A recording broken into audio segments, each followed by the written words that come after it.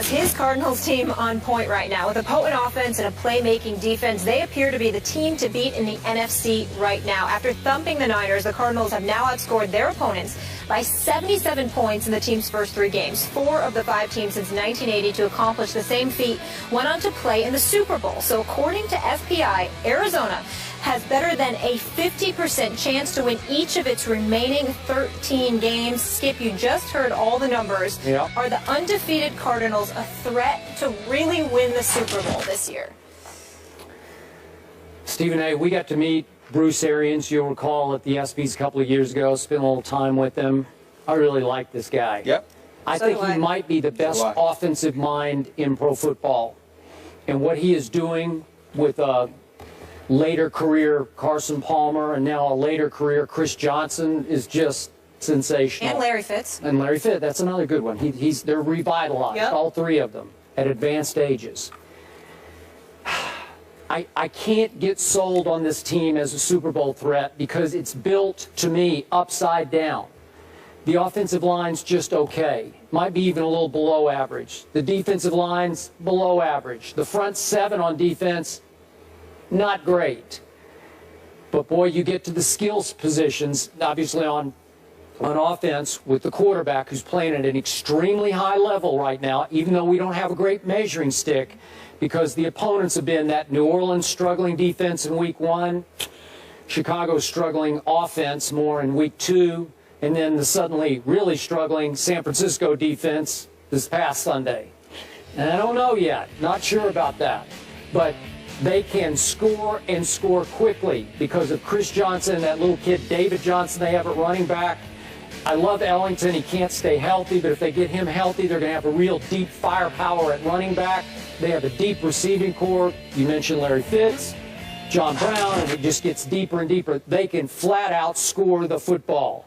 And on defense, there is no more potent cornerback safety combo than Patrick Peterson and Tyrann Mathieu. It's just sensational what they can do. You can have Richard Sherman and Cam if you want to, but these guys are right there, if not a touch ahead of them.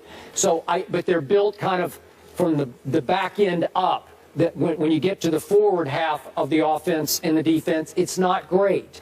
And I look at Carson Palmer's record. He's 0-2 lifetime in the playoffs.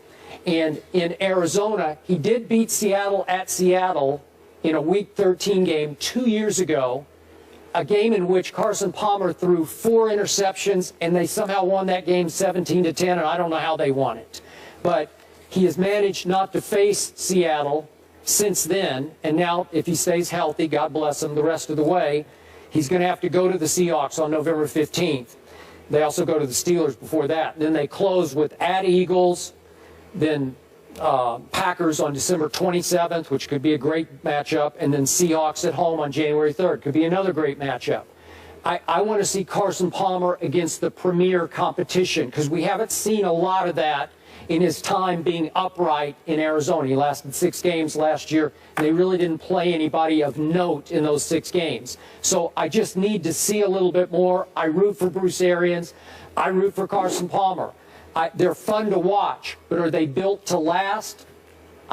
I'm sorry, I'm not sure about that.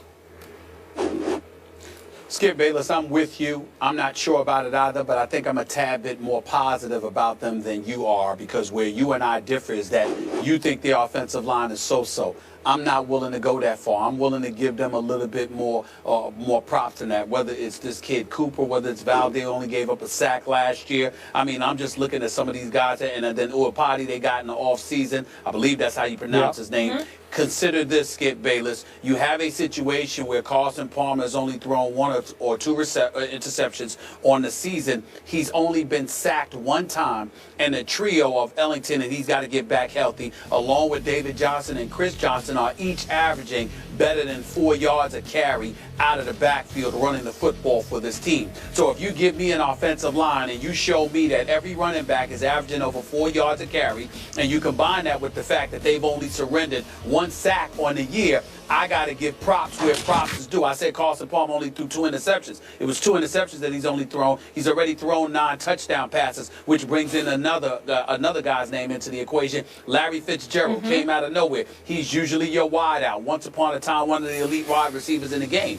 But Bruce Arians had to sit down and have a talk with that man to let him know that Father Time, age, attrition is catching up to you just a little bit. I still can utilize you and make you a vital component of this offense, but you need to roll with what I'm trying to do. So now you see Larry Fitzgerald playing more in the slot, more so than he's playing on the outside. When you can look at that, and then you notice that he's got 28 receptions. I mean, what is it for here? Let me look at this number here right here, Skip. He has 5 He's got TDs. 28 receptions for 333 yards, averaging 14.5 yards a catch. We didn't think that we would see those kind of numbers from a Larry Fitzgerald again, but that's what we're seeing. So if you've got Larry Fitzgerald with a John Brown who's got 17 receptions all of himself, and then you look at the trio of running backs, and you look at the fact that Carson Palmer can fling that football, particularly long range. Granted, first 3 games, New Orleans, 31 points, Chicago, 48 points, San Francisco, 47 points. We'll see what's going on.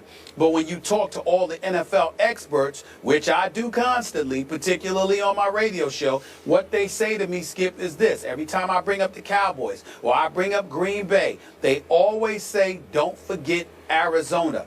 These guys went into Seattle a couple of years ago when they weren't the same team, beat Seattle. They're not scared of Seattle. They look forward to going up against Seattle and anybody else. You know from last year how they walked into Dallas and they beat Dallas last year. So when I look at it from that perspective, that's right, that's fair. But when I look at that, what it forces me to say is, what if they win enough games where they had some games in Arizona when it counts with the offensive brilliance of a guy like Bruce Arians and those corners? Because when you got Peterson and Tyron, I don't think you can summarily dismiss this team. They are playmakers. And even though Colin Kaepernick ain't the greatest example because he looks to have regressed, to pick 6 him that early on 2 occasions, early in the game Sunday, tells me that you have an elite secondary that's going to require an elite quarterback.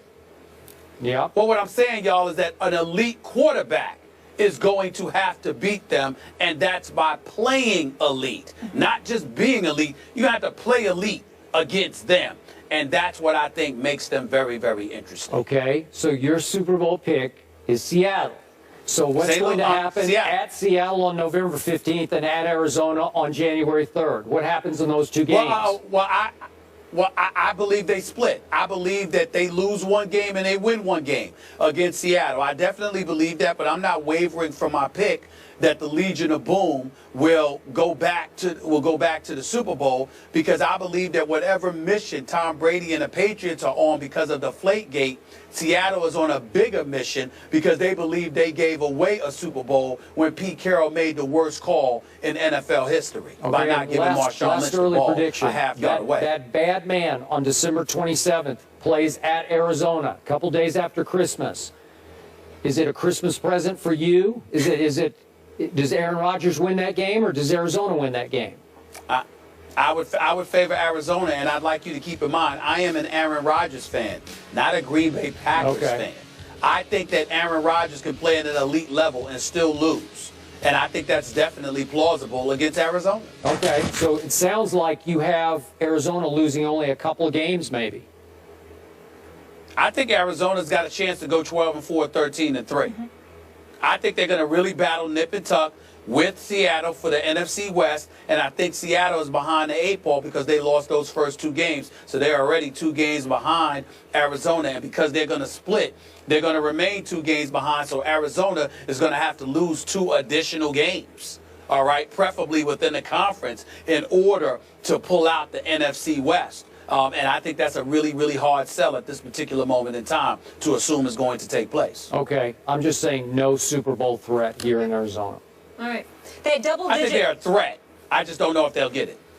They had double-digit wins last year with 3 quarterbacks, so I certainly think they're a team to watch. And I'm with both of you. I'm looking forward to seeing this team against some elite competition and see what they do. After the break.